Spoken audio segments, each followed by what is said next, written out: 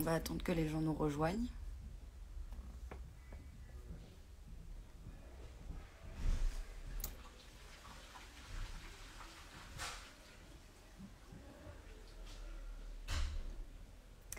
Bonjour à tous. Du coup, je vois qu'il y en a qui commencent à nous rejoindre. Donc, bienvenue sur le live de la foire au vin d'automne Les Grappes. Aujourd'hui, on va rejoindre François du domaine Ménard-Gabory, situé en Loire-Atlantique, au cœur de l'appellation Muscadet-Sèvres-et-Maine. Et on fait ces lives à l'occasion de la foire au vin. Qui se tient depuis la mi-septembre et qui termine déjà lundi. Donc on présente plus de 150 cuvées de vignerons récoltants, 100% bio, biodynamie et nature, qui sont remisées et provenant de viticoles de la France. Donc voilà, on fait ces lives pour donner la parole aux vignerons récoltants et voir qui se cache derrière les bouteilles qu'on aime tant.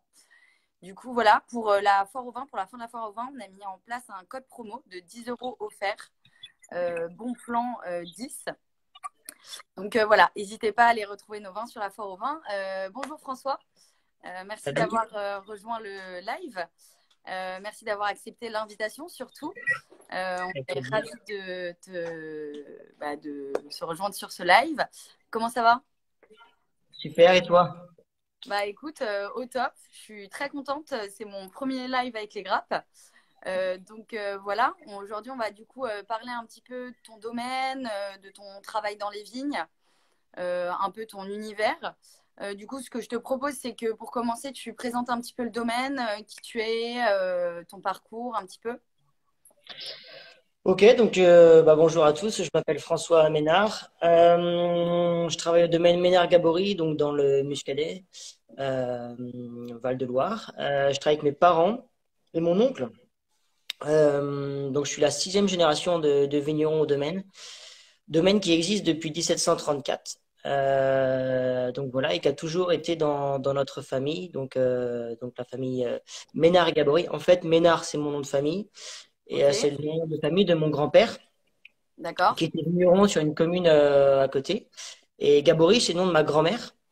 Et en fait, là où je suis actuellement, c'est on va dire, le siège historique du domaine de ma grand-mère, donc.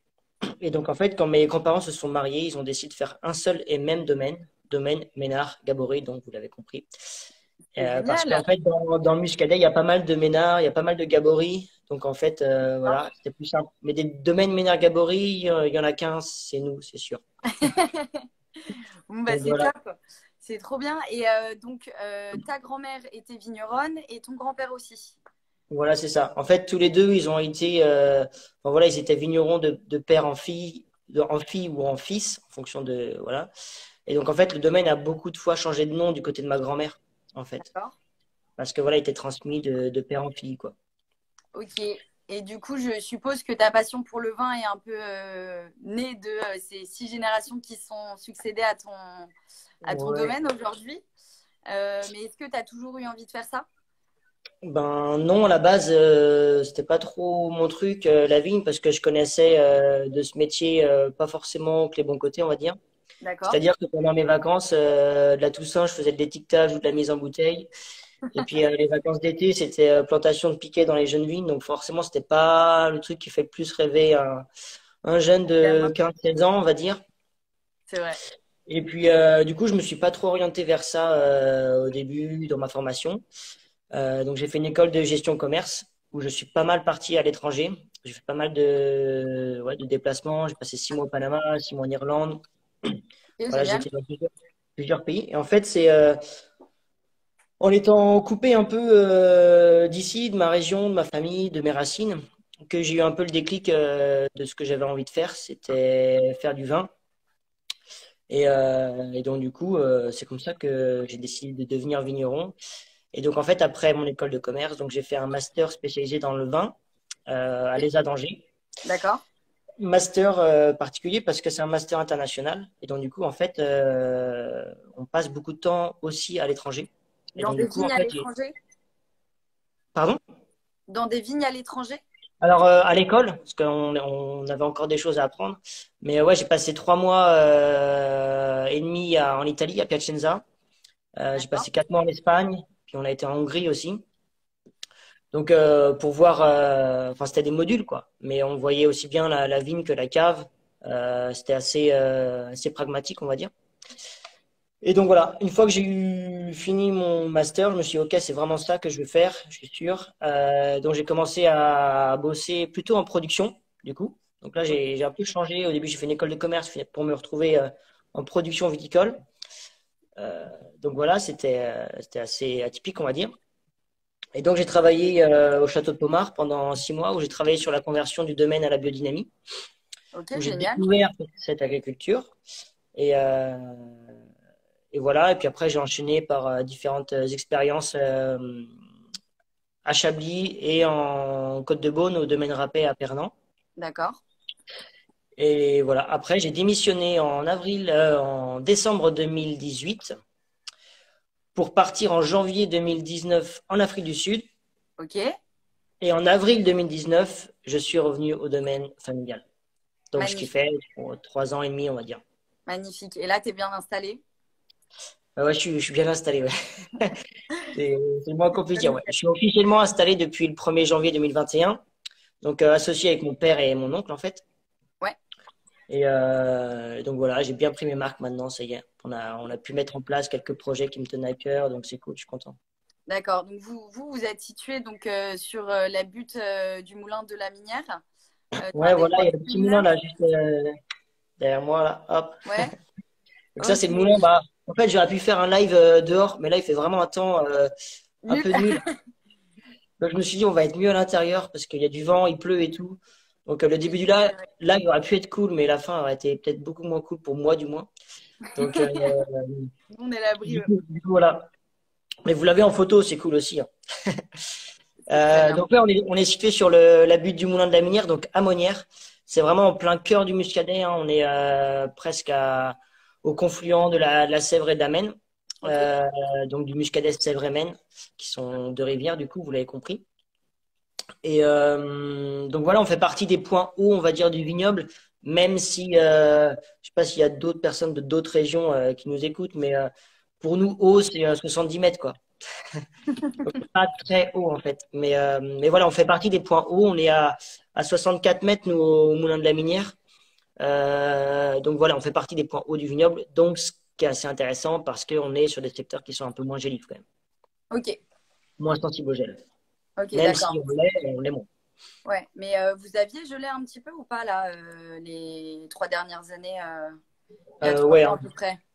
oui. Alors 2019, on a beaucoup gelé. On Ouais. a perdu 70%.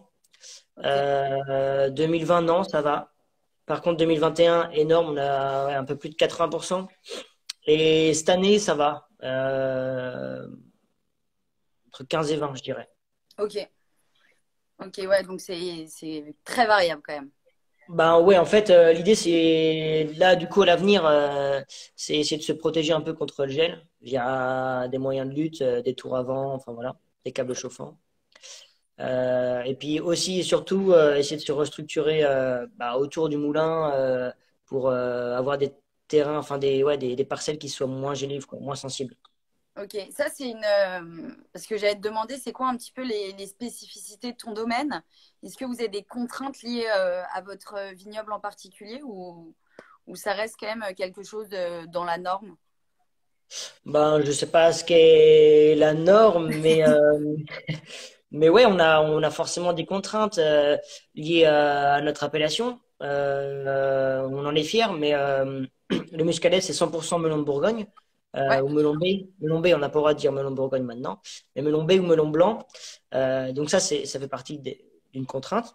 Euh, mais c'est surtout lié au fait que le melon, c'est quand même assez sensible aux maladies. C'est un cépage qui débourre assez vite, enfin, qui rentre en cycle végétatif assez vite, on va dire, ok. et du coup qui est sensible au gel. Donc ça fait partie des grosses contraintes en fait du cépage. Euh, qu'il faut qu'on s'adapte. Et donc du coup, en fait, l'un des soucis liés aux maladies est d'autant plus grand quand on est en agriculture biologique parce enfin voilà, on est sur un climat quand même océanique. Donc voilà, on a des pressions mildiou qui peuvent être assez fortes par chez nous. Oui, Ça, c'est ce que j'allais dire. Du coup, toi, ton domaine, il est mené en agriculture bio. oui. Est-ce que tu peux nous en parler un petit peu? Pourquoi tu as fait ce choix de mener ton agriculture en biologie? Est-ce que ça a une répercussion sur le goût de tes vins? Qu'est-ce que ça donne une fois en bouteille? Euh, alors déjà, oui, c'était un des critères pour que moi je revienne sur le domaine aussi. Ça faisait partie des choses que je voulais absolument mettre en place. Euh, donc ça a été enclenché la démarche en 2017, donc 2 ans avant mon retour. Donc ce qui est plutôt cool. Donc du coup, je remercie mon père et tout d'avoir fait ça. Non, mais voilà, c'était cool d'avoir enclenché la démarche parce qu'on a quand même gagné 2 ans, en fait 3 ans presque. Donc voilà, ça c'était vraiment un des critères parce que pour moi c'était vraiment important.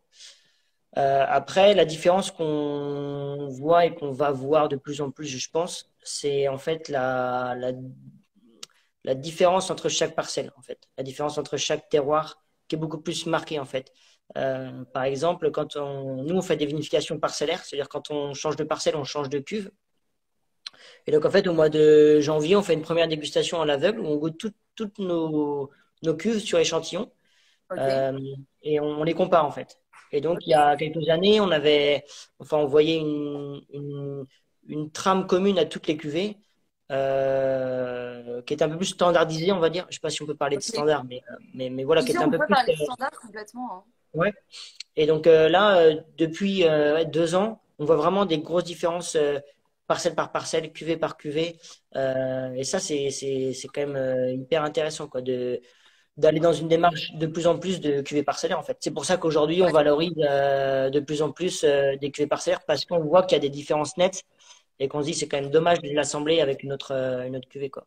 Bah, c'est sûr que les vins, du coup, viennent à être, avoir vraiment chacun leur propre profil, personnalité et sont vraiment le reflet de la parcelle, du terroir auquel Ouais, ça c'est ça. appartient. Donc voilà, mais donc avant, vous n'usiez pas de parcellaire au domaine. Ben si on faisait des parcellaires par rapport aux crus communaux Ok, où c'est des terroirs vraiment spécifiques sur des roches spécifiques avec des élevages plus longs. Mais aujourd'hui en muscadet classique, on arrive à voir des différences nettes parcelle par parcelle. Chose qu'avant, c'était assemblé dans une seule et même cuvée.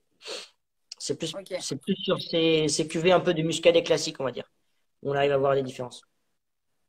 Et du coup, au domaine, vous cultivez donc que le melon B. Alors, non, on fait Des rouges 80, peut-être?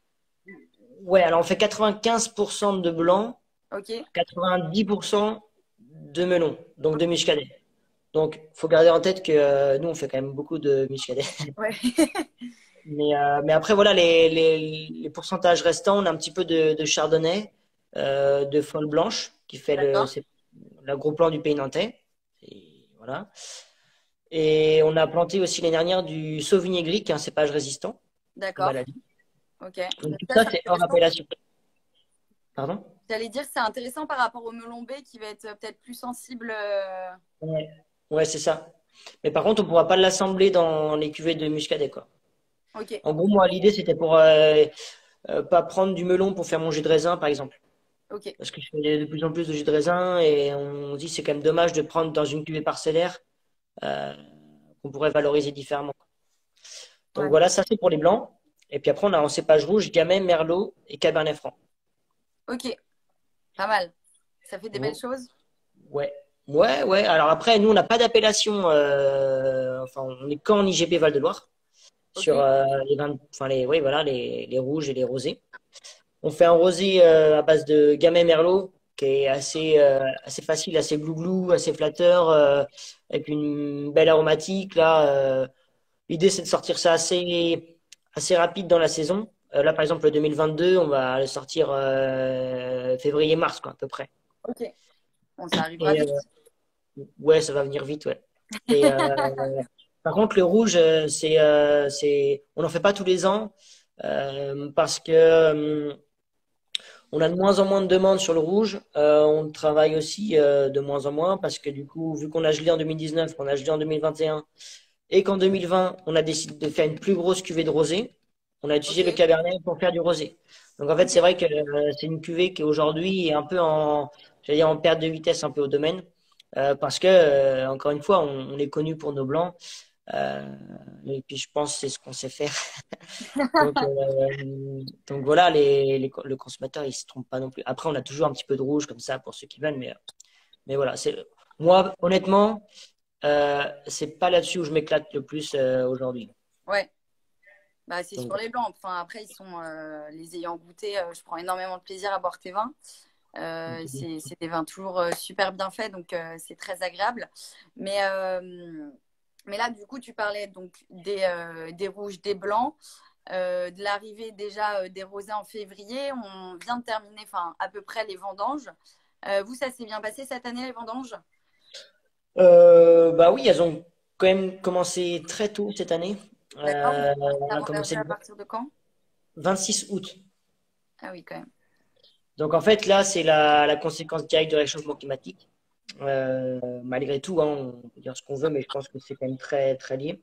Par exemple, pour juste faire un élément de comparaison, mon grand-père, qui a 90 ans et enfin, qui travaille toujours, non, il travaille plus, mais il est toujours un peu dans les parages. Enfin, Ouais, voilà. c'est ce que j'allais dire. Il a un peu dans vos pattes encore à regarder si c'est bien fait. De moins en moins quand même. Mais ouais, ouais, il va prendre sa retraite en même temps que mon père, je pense.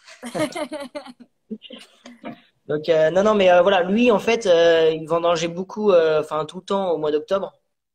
Et quand il commençait en septembre, c'était vraiment très rare. Et en fait, bah là, on voit qu'il y a 4 semaines de décalage, Ouais. 4 semaines. Et que nous, on commence en fait souvent début août, enfin, fin août, pardon, ou début Mhm. septembre. Mais moi, c'était ma 8e vinif là cette année. Et Ok. c'est la 7e fois que je commence en août. Ok. Bon, bah, Donc voilà quoi. La végétation démarre plus tôt, on vendange plus tôt, on a des étés quand même assez beaux, quoi, enfin assez chauds. Du coup, c'est vrai que ça mûrit plus vite. Donc bon, ça fait partie des choses aujourd'hui auxquelles il faut qu'on ait bien conscience, quoi, ouais. de travailler avec ça. Mais du coup, ce sera un millésime 2022 assez, enfin, qualitativement très intéressant. La qualité des jus sont vraiment au top. Mais par contre, quantitativement, c'est à relativiser dans le sens où on a eu un peu de perte, donc du coup, j'ai dit à cause du gel. Ok. On a eu un petit peu de perte à cause du mildiou. Et on a eu un petit peu de perte, enfin surtout de la perte à cause de la sécheresse. Et donc, en D'accord. fait, toutes les grappes qui étaient exposées, enfin, qui n'avaient pas de feuilles qui les recouvraient, les raisins ont grillé, Ok. se sont desséchés. Surtout sur des terroirs où on a un peu moins de profondeur de sol, où ça va être entre guillemets un peu plus sableux. Enfin, voilà, il y a moins où le sol va moins garder la fraîcheur et l'humidité. Là, on va avoir des différences de, de rendement, en fait, in fine. Ok. Enfin, Ok. Moi, derrière moi, du coup, j'ai ta cuvée, donc accostage, qui est ouais. une de nos bouteilles donc, qu'on présente, enfin, que tu présentes sur la foire au vin, les grappes. Donc, toi, tu présentes, je crois, trois cuvées. Ouais, c'est ça. Monnière Saint-Fiacre, accostage et première escale. Ouais, Donc, exact. voilà. Je me suis servi un verre. Je ne sais pas si tu en as une bouteille à côté. Bah écoute, moi je commençais à avoir soif, donc c'est nickel. Donc voilà, je pense que tu pourrais nous en parler un petit peu. Moi, c'est une des cuvées que je préfère qu'on a sur le site. Euh, Ça goûte Tu vraiment dis ça bien. parce que je suis devant toi, non? Non, non, non, vraiment, c'est vraiment une de nos pépites. Bah, c'est une cuvée qu'on vend très, très, très bien sur les grappes, donc qui plaît énormément. Et je trouve qu'elle a vraiment une typicité. Cette cuvée, c'est que c'est un vin très, très iodé. Et je pense que tu peux Ouais, nous en parler parce que c'est hyper représentatif des climats océaniques qu'on peut trouver dans la région de la Loire. ouais, exactement. En fait, bah, du coup, cette cuvée, elle s'appelle Accostage, hein, c'est pas pour rien non plus. Euh, et donc, du coup, c'est vraiment un muscadet, donc Sèvres-Sur-Lie, typique de son appellation, enfin, vraiment représentatif de l'appellation muscadet, à mon sens. Donc, c'est-à-dire que c'est vendangé. Il y a 7 mois d'élevage sur lit, donc c'est mis en bouteille à partir du mois de mars, en gros. D'accord. Et donc, Et donc ça va procurer en fait, bon, pour le nôtre, des arômes assez sur la finesse, on va dire. Fruits jaunes, fleurs blanches, des choses comme ça. Mais surtout, enfin Très aussi surtout, minéral, je trouve. c'est voilà, c'est ça. C'est ce côté très très tendu, très frais, très désaltérant, très rafraîchissant Ouais, en bouche, et qui finit sur ce côté légèrement salin, iodé, comme tu disais à juste titre, en fin de bouche, qui réveille un peu les papilles, ouais. voilà, qui réveille un peu les sens, je dirais. Et du coup, on a juste envie de prendre une deuxième gorgée et puis voilà quoi. Bah, l'une appelle l'autre, c'est ce que j'ai envie de dire. C'est vraiment, je trouve, le vin parfait. Alors, je sais pas avec quoi tu as l'habitude de le boire. Je sais pas d'ailleurs si tu bois beaucoup tes vins, parce que tu dois vraiment avoir que ça à la maison. Mais, Ouais, non, bah oui. On essaye de varier les plaisirs, comme on dit. ouais, mais c'est un vin qui, je pense, se boit très très bien. Bah, bon, là, je suis un petit peu triste, mais ça, on va revenir très vite à la saison. Cet été, il y avait un petit peu moins d'huîtres. Là, on va revenir dans les mois en octobre, septembre. Et donc ça, avec des huîtres, ça peut être absolument parfait. Ouais, mais pas que. Ça peut très bien aller sur des moules marinières, par exemple. Donc, Ok? toute la gamme de fruits de mer, évidemment, ça Ouais. ira très bien.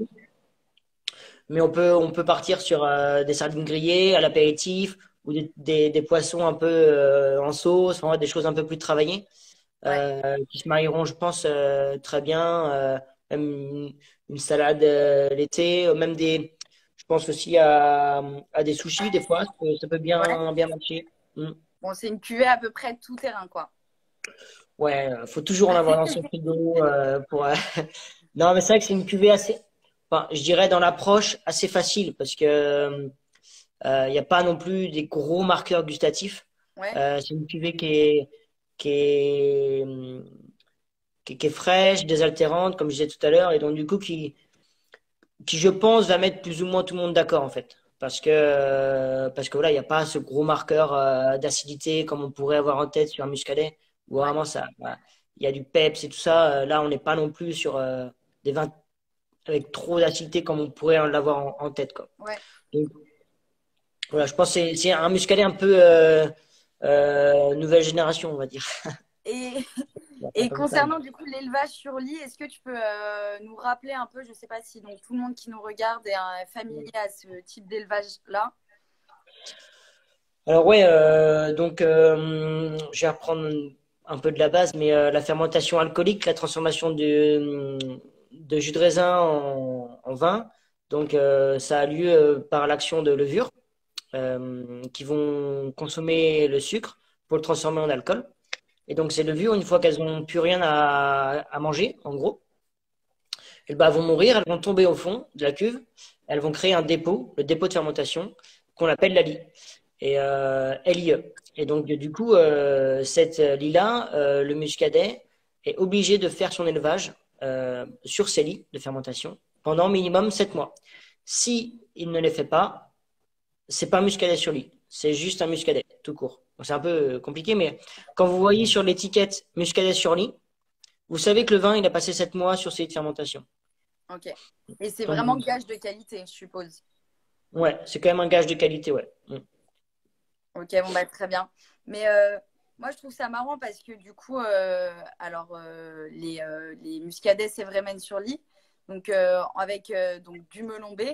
C'est marrant parce que donc moi j'en parlais avant, juste avant ce live, que c'était un cépage qu'on retrouvait donc qui est originaire à la base de la Bourgogne et Ouais. qu'aujourd'hui on retrouve donc absolument partout en Loire. Tu l'expliques comment ça? Pourquoi ça a arrêté d'être utilisé en Bourgogne? C'est le climat, le terroir qui n'était pas fait pour ce cépage? Bah, parce que les Bourguignons, ils ont pas toujours raison. Non. Je sais pas s'il y a des Bourguignons qui suivent le live et qui vont commenter après et ils vont me détester, mais non, non, non.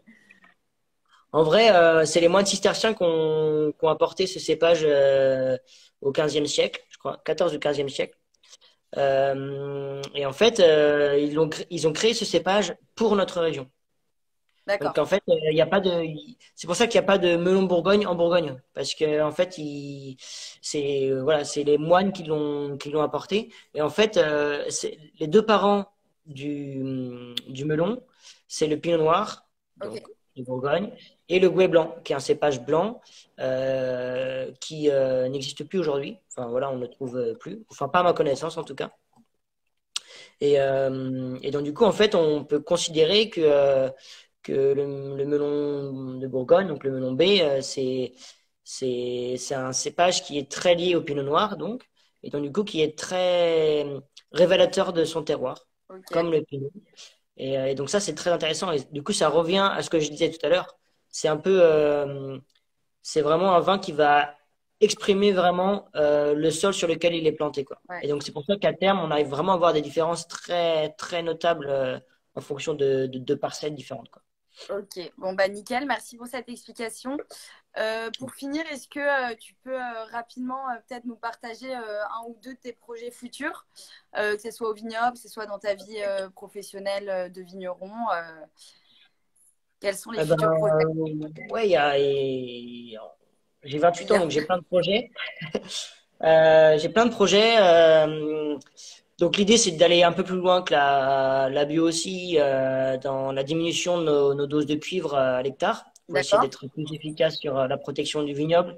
Et donc du coup, je pense qu'à terme, un passage à la biodie, où à minima, utiliser plus de PNPP, donc de préparation naturelle peu préoccupante, c'est-à-dire des purins, des décoctions, des infusions, toutes ces choses-là qu'on commence déjà à utiliser aujourd'hui au vignoble. L'idée, c'est de l'utiliser, enfin de le généraliser, du moins, pour vraiment être encore plus propre que ce qu'on fait aujourd'hui. Ok. Ça fait partie des projets à la vigne, donc le passage petit à petit à l'agriculture biodie. Après, on a plein de projets à la vigne, à la cave. Donc là, on a fait quand même pas mal de nouvelles cuvées au domaine. Donc un vin sans soufre, un élevage en neuf, en grès, un muscadet issu d'une macération Ok. pelliculaire. Génial. Génial. On a fait pas mal de petites choses comme ça. Donc ça, c'est des projets un peu faits, mais qui vont suivre leur cours, je pense. Donc il y a des projets de création de nouvelles cuvées aussi dans les quelques années à venir. À la vigne, c'est bah là le dernier projet qui a été fait, c'était la mise en place d'éco-pâturage. Donc en fait, D'accord. on met des moutons dans les vignes tout l'hiver, qu'on enlève enfin jusqu'au mois de mars, quoi, Génial. avant que la vigne elle pousse. Ok. Et Donc ça sert à ça, quoi ça? Du coup, à tondre, je suppose. ouais, voilà, c'est ça. Elle broute, comme tu disais. Donc ouais, elles vont les moutons. Donc là, j'en ai 18 en gros sur un peu plus de 2 hectares. Et donc du coup, ils vont manger toute l'herbe pour il y ait vraiment un gazon en fait vraiment au printemps et qu'on gagne. L'idée, c'est de gagner un ou deux passages de travail du sol. En gros, Ok. Bon, bah c'est ça écoute, l'idée. génial. Et puis après, ça va nourrir le sol au niveau de l'engrais. Enfin, voilà, ça a plusieurs intérêts derrière. Mais Ok. Bon, principalement, bah c'est ça. écoute, c'est génial. Magnifique petite histoire du domaine. Ouais. Merci donc à tous déjà de nous avoir écoutés, ceux qui ont rejoint le live, qui sera Mm. donc disponible, enregistré donc sur le compte Les Grappes Instagram. Merci à toi François de nous avoir rejoints, de pouvoir parler un petit peu de ton Avec domaine. plaisir. C'est toujours hyper important pour nous de mettre en avant le vigneron et son travail. Vous pouvez retrouver donc tous les vins de François, dont la cuvée accostage, sur notre site internet lesgrappes.com et retrouver les pépites de plein d'autres vignerons récoltants. Donc voilà. Merci beaucoup François. Avec plaisir. À très bientôt. Et puis on se retrouve lundi pour le prochain live avec le domaine Sauvette. Voilà. À bientôt. Ok. Salut Au François. revoir, bonne soirée. Ciao.